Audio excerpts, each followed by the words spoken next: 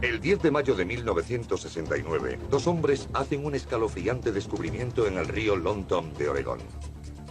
Oscilando en la corriente, el cuerpo de una joven parece sujeto al fondo del río. Habían desaparecido 3 o 4 chicas jóvenes y se vivía una sensación de histeria en esas poblaciones. Habían desaparecido 4 mujeres y el cadáver confirmaba el peor temor de la familia. Era Linda Sailey. Linda Sailey había sido secuestrada en una zona comercial, un gran centro comercial de Portland. Había sido estrangulada y arrojada al río, atada a la transmisión de un automóvil. Los buzos rastrearon el río. 2 días después encontraron otro cuerpo. Karen Sprinker, desaparecida desde el 27 de marzo, también había sido estrangulada. Nos dimos cuenta de que se trataba de un asesino en serie. Jerome Henry Brudos, futuro electricista, futuro asesino en serie, había nacido en Webster, Dakota del Sur, el 31 de enero de 1939. A 2 años aún del final de la Gran Depresión, las familias campesinas de las Dakotas luchaban para salir adelante. En busca de oportunidades, el padre de Jerome, Henry, se mudó a Oregón. Allí esperaba encontrar un trabajo estable y un buen sitio para criar a su familia. Sus padres se mudaron al valle de Willamette. Portland estaba en el extremo norte, y Eugene en el sur, y la capital del estado, Salem, en medio. Y al sur de la capital del estado está la ciudad de Corvallis. Jerome Brudos provenía de un lugar casi idílico para criarse un niño. Pero la infancia de Jerome demostró no ser feliz ni estable. Debido a la escasez de trabajo, la familia se mudaba frecuentemente. Fue a varios colegios a lo largo de su vida escolar. No creo que se sintiera nunca seguro con su familia. El padre de Jerome tenía 2 trabajos, lo que le dejaba poco tiempo para estar con su familia. Sin una figura paterna, el joven solía estar solo con su mojigata y firme madre, Aileen. Propensa a diatribas emocionales, Aileen no ocultaba su asfixiante amor por su hijo mayor Larry o su profundo resentimiento por el pequeño Jerry. La madre de Jerome Brudos realmente quería tener una hija. Sabemos de familias o padres que dicen, quiero un hijo. Pero imaginen una madre que dice, quiero una niña, no quiero un niño. Es muy importante cómo un niño y después un hombre afronta su primera relación con una mujer, con su madre. Si se sentía abandonado por ella y a la vez notaba cierta ira contra él por haber nacido, pudo gestarse en él una reacción violenta. Aileen solía castigar y reprobar a Jerome. En uno de los incidentes, Jerry encontró un par de zapatos de tacón en la basura. Jerome Brudos tenía 5 años y encontró un par de zapatos de mujer. Algo le hizo cogerlos, en vez de buscar un camión o un coche de juguete. Se llevó a casa esos zapatos y se los puso. Cuando Aileen descubrió a Jerome con los zapatos, le hizo prometer que se desharía de ellos. Los zapatos se convirtieron en objeto tabú. Jerome no entendió su reacción ante los zapatos. No comprendió por qué se mostró tan reacia a que se los quedara. Lo reprendió, pero él se quedó con los zapatos. Y siguió jugando con ellos. Cuando Aileen descubrió su engaño, se enfureció.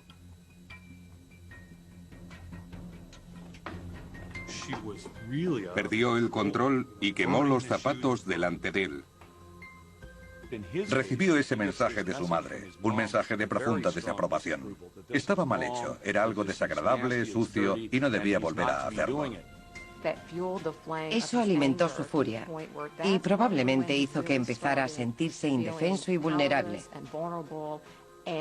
Eso, combinado con la ira y la frustración, pueden llevar más adelante a la destrucción. Lejos de disuadirle, la reacción de su madre alimentó su fijación. El calzado se convirtió en el centro de su sexualidad emergente. Empezó a asociar ese despertar sexual con la agresividad, con ese aspecto prohibido de los zapatos. Y eso engendró en él un fuerte fetichismo. Se mudaron en 1955 y sus primeros vecinos fueron una familia con hijas adolescentes. Comenzó a permitirse ciertas fantasías. Con 16 años, Jerome se obsesionó con las mujeres jóvenes, llegando a robarles la ropa del tendedero. Era su manera de satisfacerse sexualmente. Jerome era un joven de aspecto normal. No habría llamado la atención de las chicas de su edad. Cuando la policía se enteró de los robos, Jerome vio su oportunidad. Se lo contó a una de las vecinas que trabajaba con la policía. La convenció de que fuera a su casa para hablar de los robos. Cuando llegó, la saludó y después desapareció. Jerome fue a otra habitación, se puso una máscara y volvió. El enmascarado le puso un cuchillo en la garganta y le ordenó desnudarse. Tuvo que desnudarse. Él le hizo fotos y salió de la habitación. Cuando la aterrada joven huyó de la escena, Jerome le suplicó que volviera, alegando que un extraño le había encerrado en el granero. Intentó convencerla de que él no era el culpable. La joven dudó de Brudos, pero decidió no denunciarlo. Jerome se envalentonó. Un día, mientras acompañaba a una joven, se detuvo en una granja abandonada. Allí la ordenó desnudarse. Cuando se negó, Brudos se enfureció. La desnudó él mismo y la golpeó. Fue sádico y violento. Estaba en plena pubertad cuando empiezan a gestarse los aspectos más violentos de la personalidad. Una pareja que pasaba por allí vio la pelea y llamó a la policía. Le arrestaron. Confesó y entonces encontraron sus cosas: los zapatos, la ropa interior y la cámara. Los investigadores descubrieron fotos de la vecina de Jerome desnuda. La interrogaron y ella describió el ataque. La policía supo que había arrestado a un adolescente perturbado. Pero nadie sospechaba los horribles crímenes que podía perpetrar este pecoso. Y cuando lo liberaran, Jerome Brudos y sus inquietantes fantasías sexuales entrarían en una espiral sin control.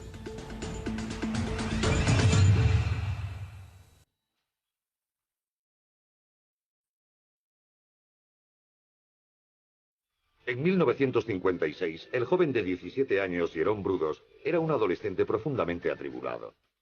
Era fetichista de los zapatos y ropa interior de mujer que robaba y vestía en secreto.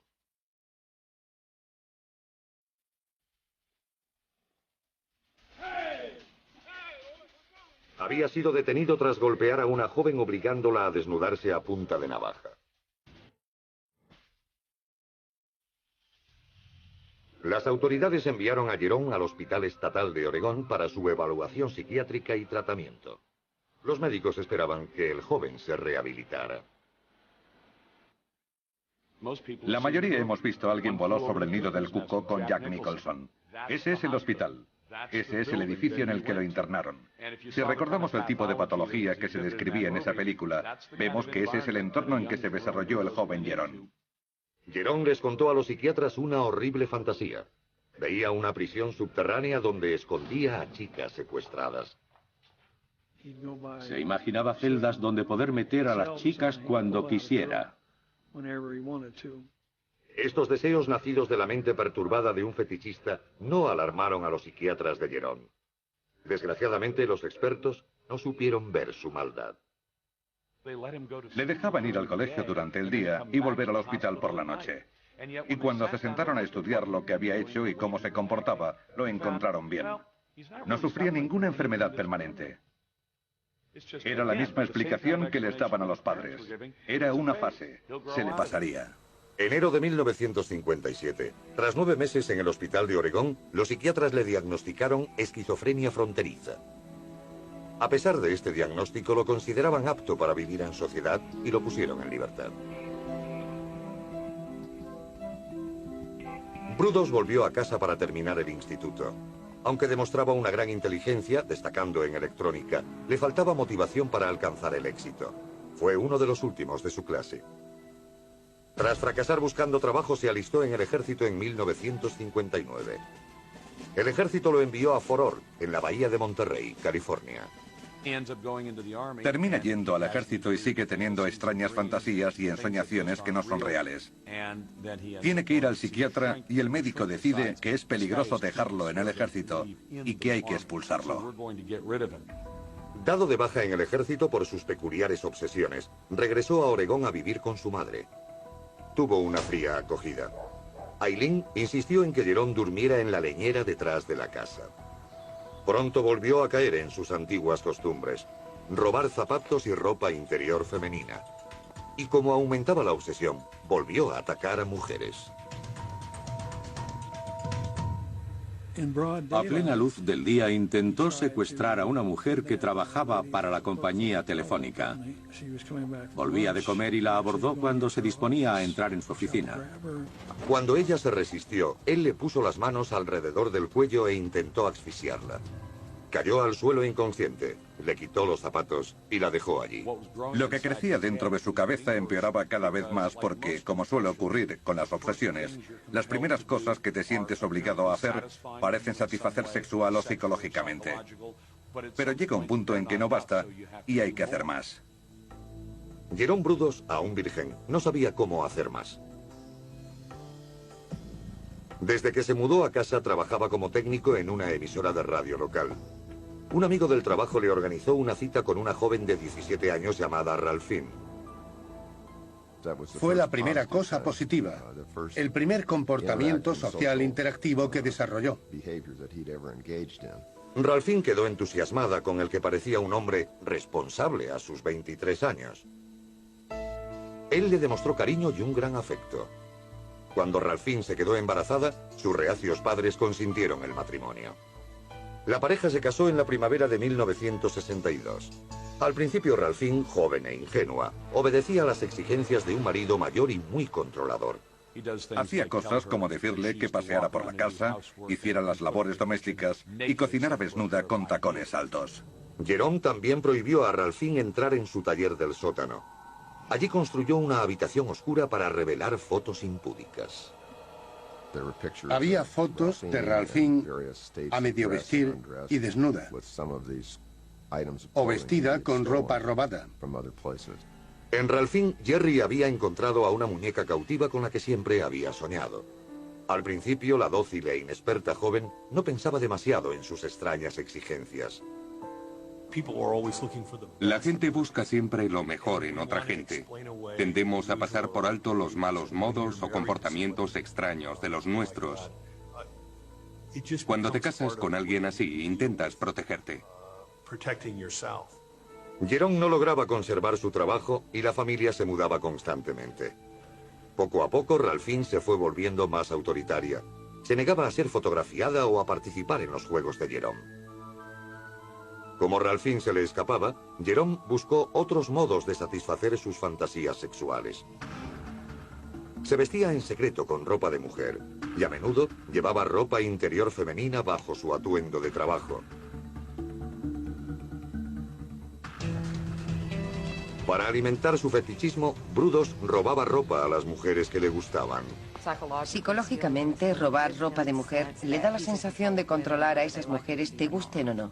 Y un encuentro fortuito en las calles del centro de Portland le proporcionó un objetivo. Vio a una joven muy atractiva en el centro de Portland y la siguió un par de manzanas hasta que tomó un autobús. Él subió con ella y la siguió hasta su casa. Brudos observó cómo la mujer entraba en su apartamento y esperó hasta que se fue a la cama. Entró en el apartamento y le robó ropa. Ella se despertó. Él saltó a la cama, la estranguló y la violó. Con la violación, Jerry daba un paso más en su mundo de fantasías sádicas. El siguiente paso sería demasiado fácil.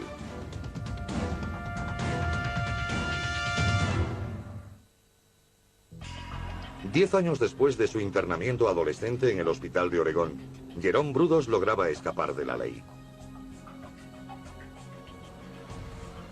En 1967, el electricista, esposo y padre de 28 años, parecía un ciudadano modelo. Pero bajo esa superficie fermentaban deseos inquietantes y violentos. Poco después del nacimiento de su segundo hijo, Brudos atacó y violó a una mujer. La violación de la mujer describe una progresión en su psicopatía. Estaba desatado, cada vez era más audaz, más temerario. Tenía más confianza en su capacidad de cometer ese tipo de crímenes y salir indemne. La frustración en su hogar le lleva a mayores excesos. Su esposa Ralphine estaba demasiado ocupada criando a sus 2 hijos. No tenía tiempo para satisfacer sus fantasías sexuales. En un intento de llamar la atención, dejó unas fotos comprometidas para que su mujer las encontrara. Eran fotografías de Jerome vestido con ropas de mujer, con medias y tacones altos.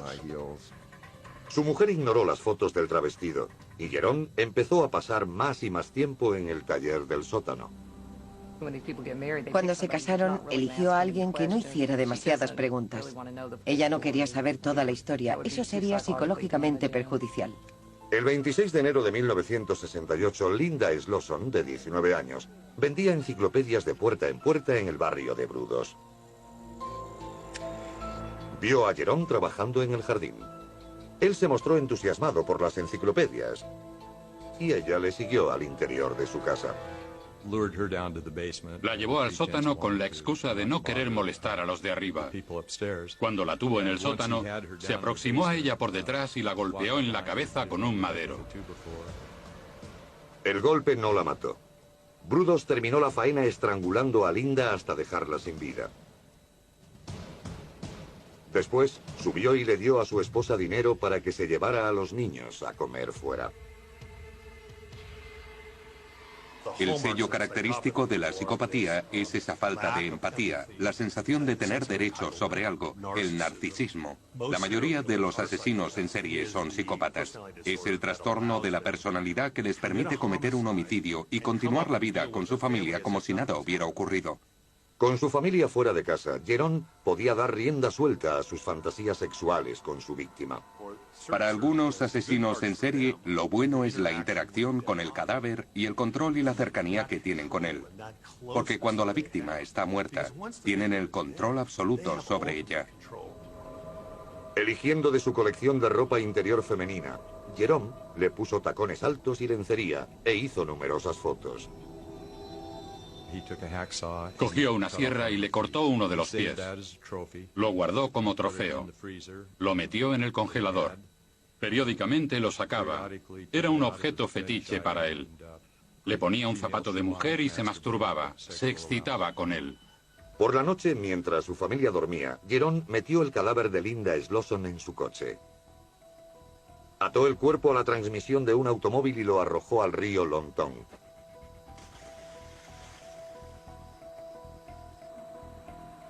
Al día siguiente, la familia de Linda Slosson inició una frenética búsqueda de la desaparecida. La policía de Oregón estaba frustrada. En privado, Jerome Henry Brudos disfrutaba de su primer asesinato. Pasarían 10 meses antes de que volviera a matar. En los asesinos en serie siempre hay un periodo de enfriamiento que a medida que pasa el tiempo se hace cada vez más y más corto. En los meses intermedios, Jerome mudó a su familia a Salem. Su nuevo hogar tenía un garaje independiente perfecto para un taller privado. La noche del 26 de noviembre de 1968, mientras llegaba a casa del trabajo, Jerome se encontró con Jan Whitney. El coche de Whitney se había averiado en la autopista. Paró. Le pareció una mujer atractiva. Era otra víctima potencial. Le dijo que podía arreglarle el coche, pero que tenía que ir a Salem a por unas herramientas. Jerry llevó a Jan a Salem y la dejó en el coche mientras entraba en su casa. Cuando regresó al coche se metió en el asiento delantero, detrás de ella.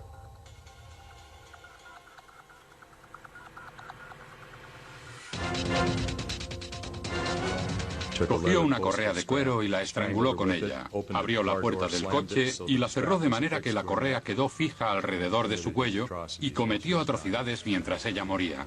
Brudos violó a la moribunda en el asiento delantero del automóvil familiar. Jerome Brudos y sus enfermos deseos le llevan a lugares donde nunca había estado antes. Estaba violando a una mujer muerta.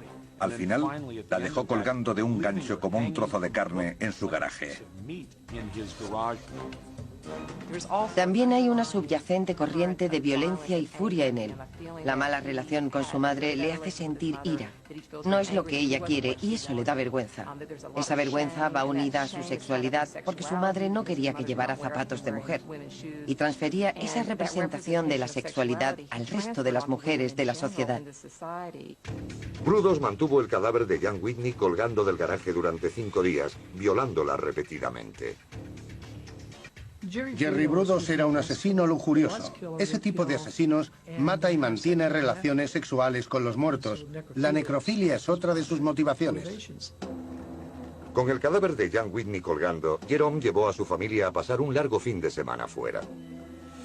Mientras estaban de vacaciones, ocurrió un accidente que estuvo a punto de exponer el más oscuro secreto de Jerome. Un coche se empotró contra su garaje y parte de su taller, y alguien llamó a la policía. La policía llegó a investigar el accidente. La policía no vio el cuerpo de Whitney. Uno de los agentes llegó a ver incluso el garaje a través de una de las grietas. Si hubiera entrado, hubiera visto a Jan Susan Whitney colgada en el taller. A Brudos le estimuló la proximidad de la policía. Se creyó muy inteligente. La policía estaba a un nivel mucho menor que el suyo. Con su deseo cumplido, Jerome se cansó de su último trofeo. Tiró el cuerpo de Jan Whitney por el puente al río Willamette. Ya habían desaparecido 2 mujeres en Oregón, pero nadie sospechaba que había un atroz asesino en serie suelto en el noroeste.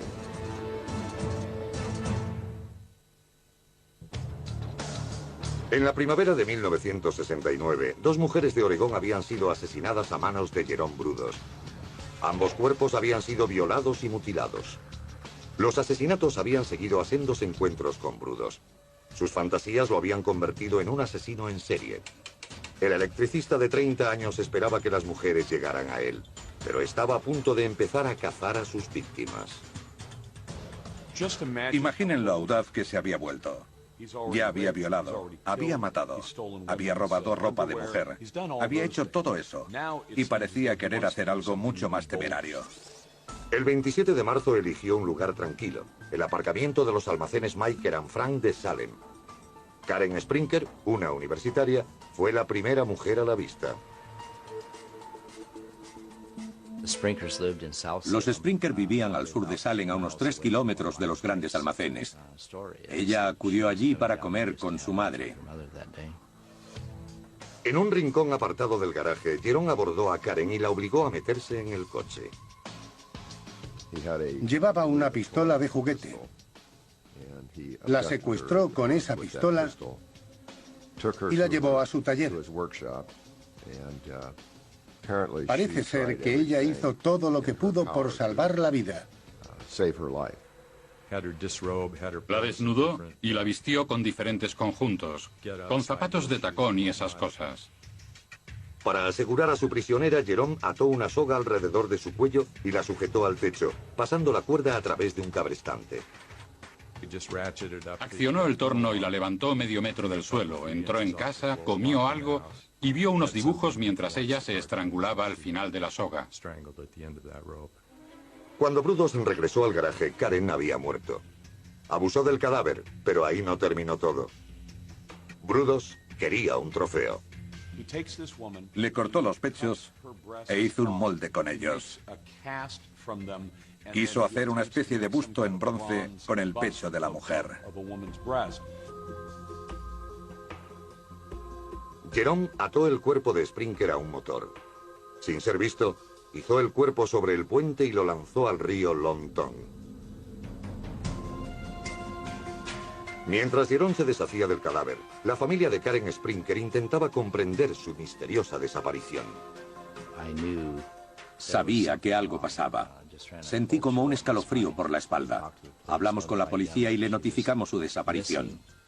La policía publicó la desaparición de Karen y siguió decenas de pistas infructuosas.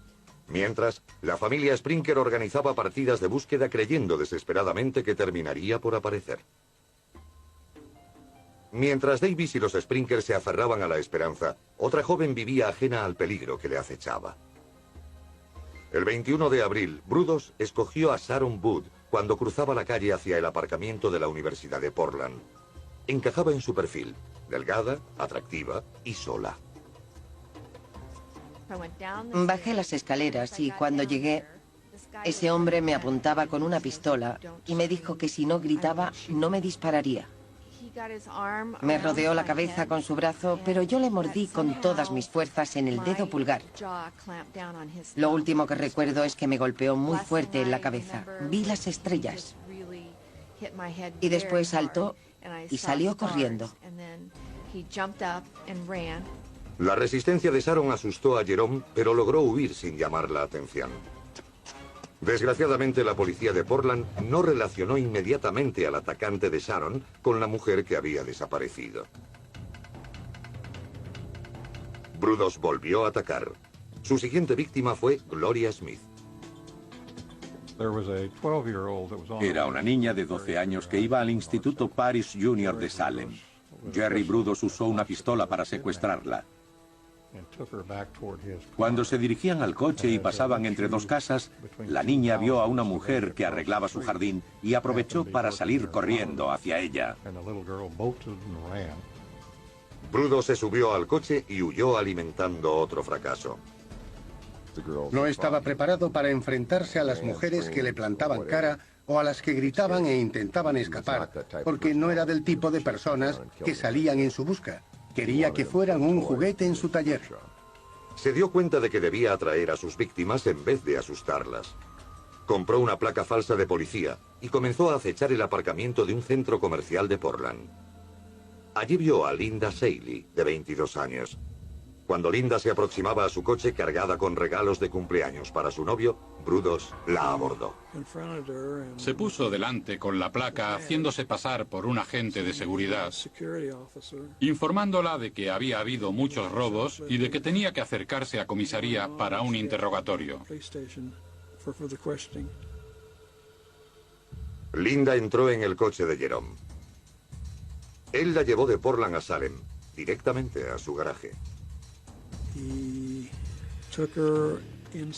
La metió en el taller y la ató. Se fue a cenar y cuando volvió la chica estaba allí, sin atar y no se movía.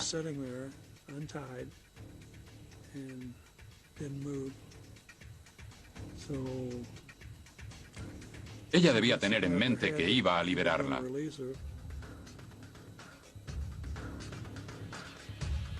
Jerome volvió a atarla y la colgó del techo para desnudarla y fotografiarla.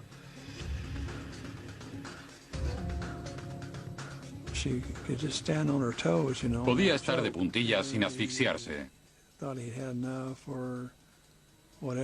Cuando se cansó, tensó la cuerda y la ahogó.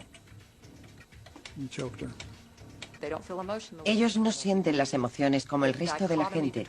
La dicotomía de subir y comer con su familia y que hubiera una víctima moribunda en el sótano le hacían sentirse un depredador. Jerome ató el cuerpo de Linda a un motor y volvió al puente que cruzaba el río Long Tongue. Para Brudos no fue el asesinato perfecto. No se había quedado con ningún trofeo. No le cortó los pechos. Cuando le pregunté por qué, me dijo que sus pechos eran rosados, que no tenían la areola decolorada alrededor del pezón, y eso no le gustaba. Los asesinos en serie siguen matando porque adornan y desarrollan esa fantasía hasta conseguir el asesinato perfecto. Jerome sabía que podía ejecutar el asesinato perfecto, mientras nadie lo detuviera. Se creía mucho más inteligente que sus perseguidores.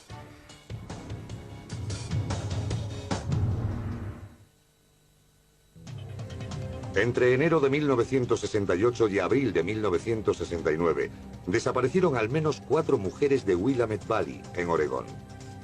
La policía estaba cada vez más preocupada y frustrada. Aún no sabían que las víctimas estaban muertas. y que Jerome Brudos, de 30 años, fetichista sexual y violador en serie, las había matado. Pero un sorprendente descubrimiento lo cambió todo. Encontraron 2 de los cuerpos que Brudos había ocultado. El 10 de mayo de 1969, un pescador local descubre el cuerpo descompuesto de una mujer flotando en el río. La policía la identifica como Linda Seeley. La autopsia reveló muerte por estrangulamiento. Había un asesino en serie en alguna parte. En aquel momento no sabíamos mucho más. Tras el descubrimiento del cuerpo de Seeley, los investigadores rastrearon el río. 2 días después apareció el cuerpo de Karen Sprinker, otra de las víctimas estranguladas a pocos metros del de Seeley. Mientras las noticias de los salvajes asesinatos trastornaban a los vecinos, Jerome Brudos se encogía de hombros. Seguía confiado en que ninguna prueba lo relacionaría con los cuerpos. Los cuerpos estaban atados, como una soga con un nudo. El nudo no era normal. Es el que usan los electricistas cuando tiran el cableado de una casa. Mientras la policía buscaba en sus archivos, en el estado de Oregón comenzaba otra investigación, en el colegio al que acudía Karen Sprinker. El Departamento de Policía del Condado de Benton interrogó a varias chicas del instituto para determinar si alguna de ellas se había encontrado con un individuo extraño. Tras hablar con cientos de chicas, los investigadores hicieron un descubrimiento crucial. Una de ellas había tenido una cita con un joven que conducía una ranchera y que tenía mucha ropa de bebé y de niño en el coche.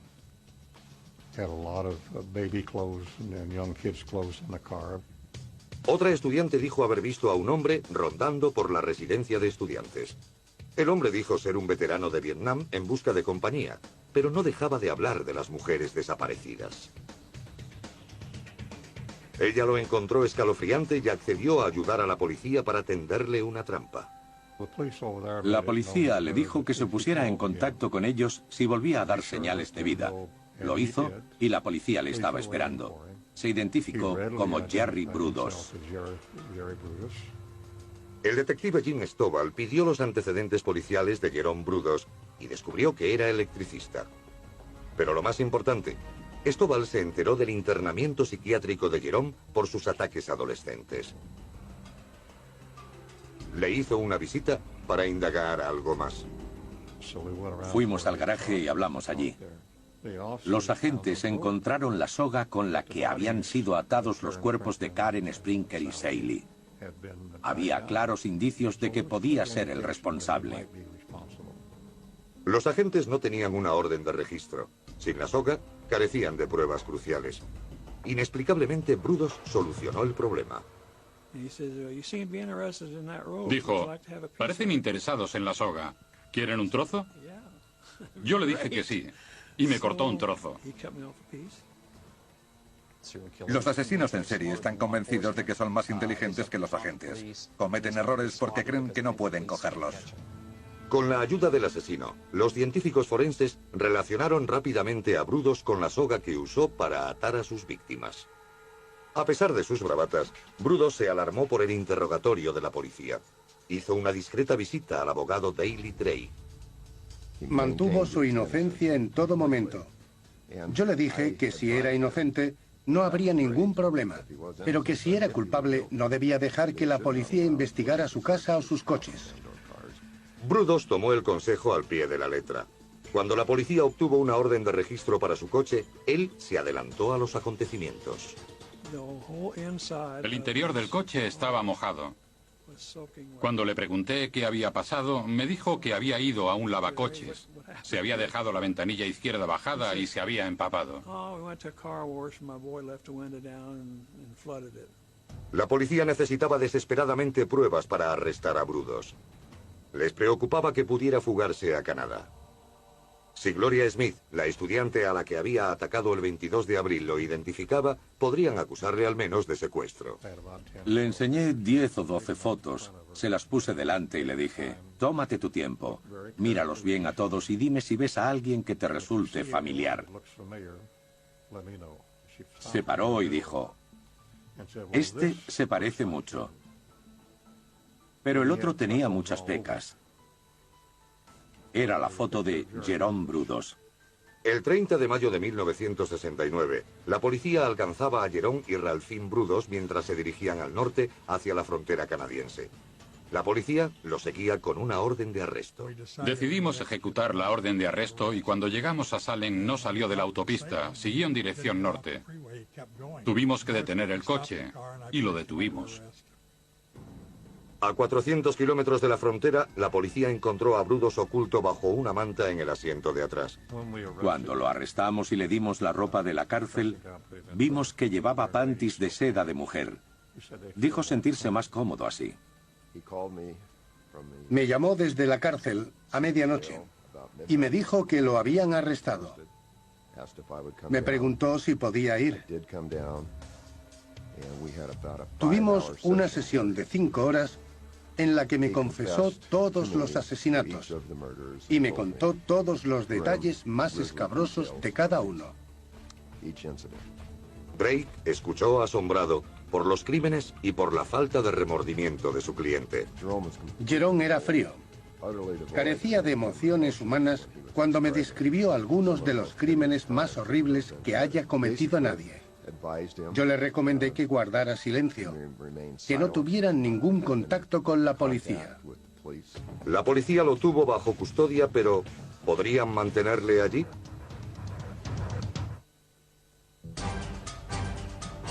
...30 de mayo de 1969. Las autoridades de Oregón arrestaban a Jerome Brudos por secuestro. 4 cuerpos ahogados, un arma homicida y la identificación positiva de una víctima señalaban a Brudos como asesino. Pero la policía aún necesitaba más pruebas o una confesión. Brudos permanecía en silencio, pero el detective Jim Stovall sabía cómo hacerle hablar.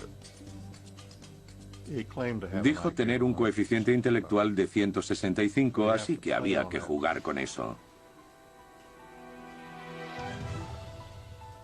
Dejarle que él fuera el intelectual. Dejar que fuera él el que llevara el interrogatorio, pero manteniéndolo centrado. Stovall hizo preguntas hipotéticas que Brudos no pudo resistirse a contestar. Se acercó a Brudos como un amigo, como una figura paternal, muy compasivo, con cierto cariño. Pero Jim Stovall sabía exactamente lo que hacía, sabía cómo tratarlo. Brudos fanfarroneaba con Stovall, quería impresionarlo y quería su amistad y aceptación. Finalmente desaparecieron todas sus pretensiones y el asesino terminó confesando. Empezó con la primera chica, la joven vendedora de enciclopedias de Portland. Me contó cómo la mató.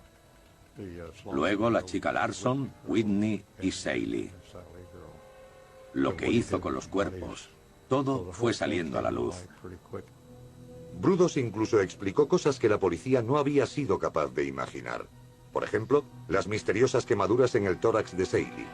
Había sido un experimento. Cogió 2 clavos y los clavó uno a cada lado del tórax. Después aplicó corriente eléctrica para ver lo que pasaba. Quiso comprobar si el cuerpo saltaba como una rana en una sartén. Los asesinos en serie necesitan estimulación. Una persona normal se excita con cosas diferentes, pero ellos tienen un nivel más bajo de cortisol y necesitan elevar ese nivel. La manera que tienen de hacerlo es intensificando su comportamiento. Y Brudos no mostraba remordimiento. Disfrutaba matando a esas jóvenes, mutilando los cuerpos. Disfrutaba violando los cadáveres. Le excitaba, le encantaba.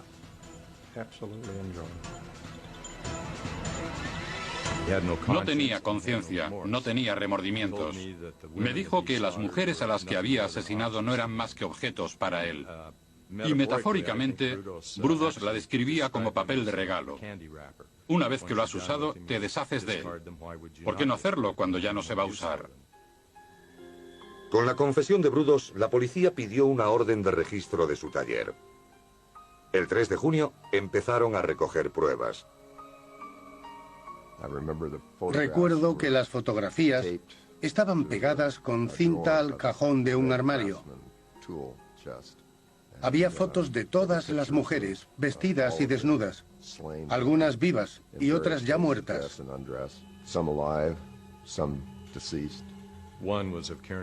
Una era de Karen Sprinker aún viva. La recuerdo sin ropa, solo con tacones altos. Nunca podré olvidar su mirada. Tenía las manos agarrotadas, describiendo el grado de miedo y terror que le estaba infundiendo.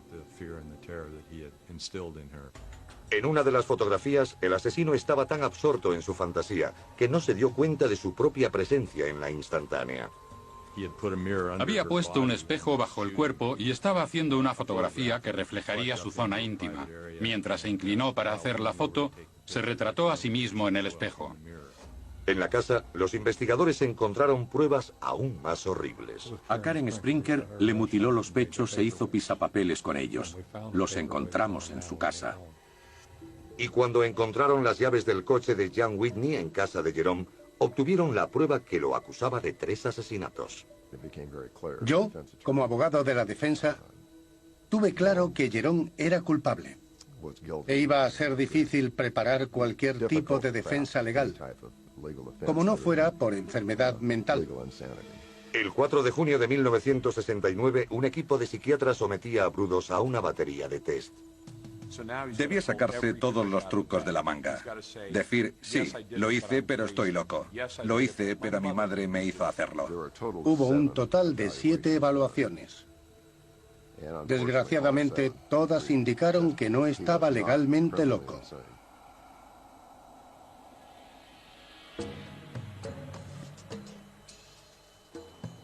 El 27 de junio de 1969, Jerome Henry Brudos aparecía tranquilo ante el juez Val Sloper en el juzgado del condado de Marion. Acusado de 3 asesinatos, se declaró culpable de todo. El juez lo interrogó cuidadosamente y lo envió a la prisión. Todo había terminado. El mundo podía respirar aliviado. Brudos fue condenado a 3 cadenas perpetuas, al menos 36 años de cárcel. El asesino de la lujuria tendría 66 años antes de poder acogerse a la condicional. Pero, ¿y Ralphine? A los investigadores les costaba creer que no hubiera participado en los crímenes de su marido. Fue acusada de cómplice, pero fue hallada inocente. Solicitó la patria potestad de los 2 hijos y supongo que dejó la zona. Abandonado por Ralphine y condenado al ostracismo por los otros reclusos, Jerome pasó sus solitarias horas en la penitenciaría de Oregón presentando recursos.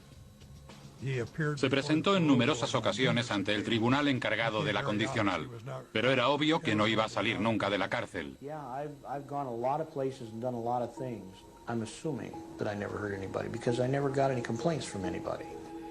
En su celda comenzó su propia biblioteca. Pidió catálogos de ropa y calzado femenino mientras estuvo en prisión, porque su obsesión no finalizó con la condena. Siguió siendo un enfermo entre rejas. Finalmente, Brudos se convirtió en el preso más antiguo de la cárcel de Oregón. Murió de cáncer de hígado a los 67 años, el 29 de marzo de 2006. Jerome Brudos es la encarnación del mal deliberado. Me alegro de que ya no esté aquí. Cuando murió, la vida de Jerome Brudos fue tan insignificante para el mundo como la vida de sus víctimas lo había sido para él. Jerome Henry era como una serpiente con 2 cabezas.